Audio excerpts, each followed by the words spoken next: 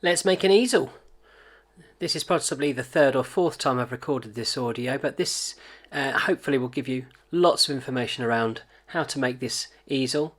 The one that I've just shown you there is a demonstration, one of the finished article, and I'm just lining up the two outer edges with the top and the bottom rulers, making sure that the top edge of those two parts is completely flat, and then carefully placing carefully placing the two top pieces that go horizontally across, and you just can move them up until the sides feel that they are flush with the outer edges.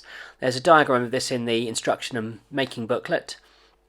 I'm using tape to hold these two outer pieces in place. I promise you that this is one of the easiest ways of keeping things secure, and it's actually easier than using clamps because you can use the sellotape as a clamp rather than using clamps itself, which means that you can work in the centre of your mat rather than anywhere else. It's really helpful to have. Dabbing some glue now on the top two parts of the easel.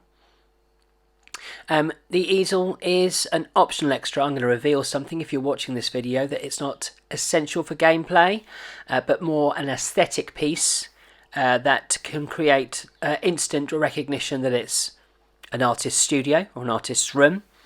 And some of the playtesters, when they showed their finished models, had kept it in. Some people had kept it out, and one person had the pictures sitting on the side to draw in the person who was looking at the book nook itself. So it's quite a clever piece that you can use on or off.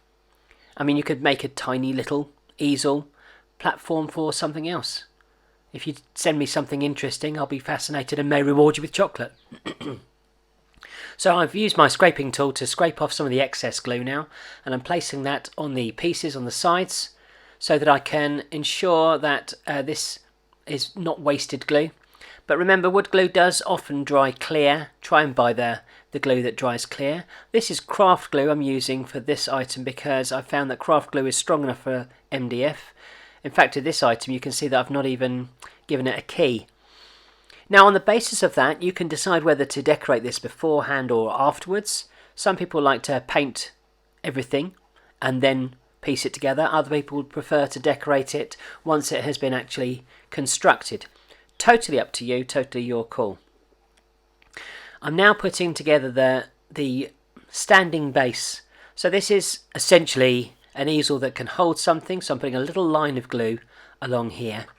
And it holds the pictures in place, that you can use the pictures or you can have them hanging up. I really should emphasise that the design of the room is totally up to you, so you don't have to follow, you don't have to use the materials that I've provided, you don't have to place things in the places that I have pointed them out. It's totally up to you. This last piece that I'm going to attach is the lip of the easel. Really handy to have a lip as it holds the pictures in place, I've found, certainly during playtesting. This is incredibly fiddly, so use real care and attention and delicate hands. And because we've stuck this on a craft board, you can pop this in an airing cupboard or a warm place above a boiler perhaps. Look at where cats want to sit, leave it overnight, and that warmth will dry that glue really evenly. Enjoy!